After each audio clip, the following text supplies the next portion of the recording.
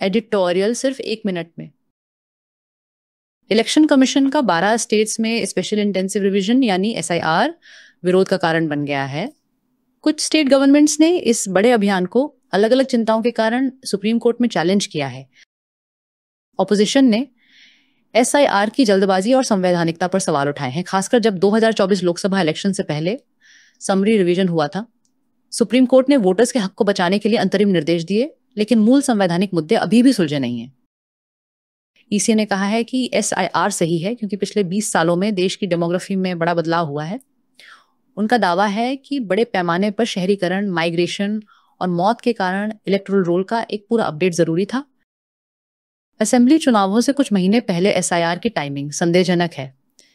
ये गहन और समय लेने वाला काम है जिसमें घर घर जाकर गणना करनी पड़ती है, जो चुनाव से पहले पूरा करना मुश्किल लगता है। Representation of the people act 1950 roll revision को नियमित करता है। सेक्शन 21 जनरल इलेक्शन से पहले रिवीजन को अनिवार्य बनाता है और ECI के निर्देश पर कारण रिकॉर्ड करके स्पेशल रिवीजन की इजाजत भी देता है। समरी रिवीजन और इंटेंसिव रिवीजन में फर्क होता है।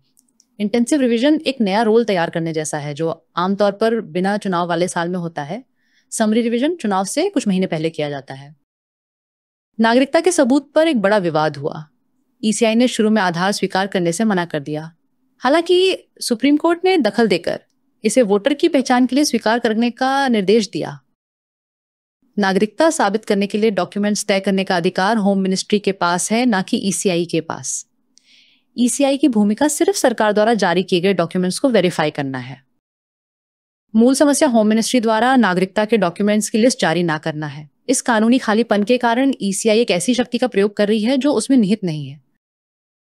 सुप्रीम कोर्ट के 1995 के फैसले के अनुसार इलेक्टोरल रोल पर मौजूद नाम को वैध माना जाता है। इसके अलावा आर्टिकल 14 और 21 कहते हैं कि कोई भी सरकारी कार्यवाही जिसमें रोल रिवीजन शामिल है निष्पक्ष और गैर मनमानी होनी चाहिए।